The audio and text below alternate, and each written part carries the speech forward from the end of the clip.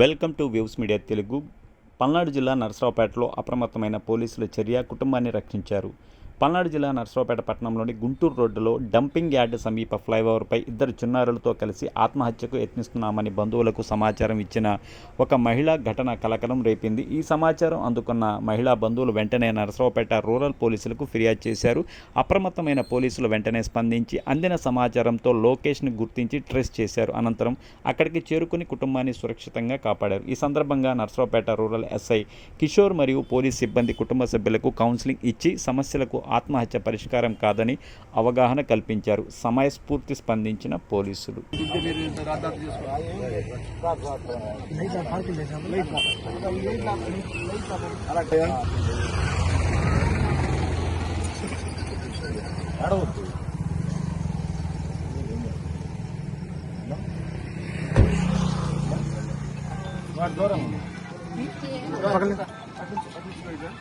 గుంటూరు ఎందుకు సందమంగళూరులో కదా నువ్వు ఉండేది? నేను గుంటూరులో పిల్లగాడికి మునుపు తెల్ల రక్త కణాలు తగ్గితే చెప్తున్నాడు.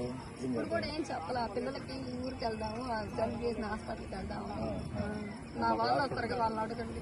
జలుబు హాస్పిటల్ అక్కడ లేవమ్మా? హాస్పిటల్ లేవా? గుంటూరు హాస్పిటల్ నాకు తెలిసింది అడగండి.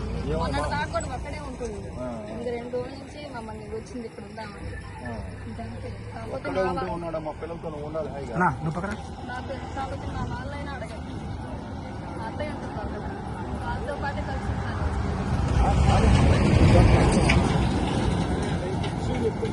వాళ్ళు కూడా అన్నారు.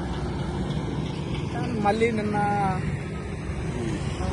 ఎవరో ఇంటికాడ తన్నుకున్నారంట మా అమ్మ వాళ్ళు.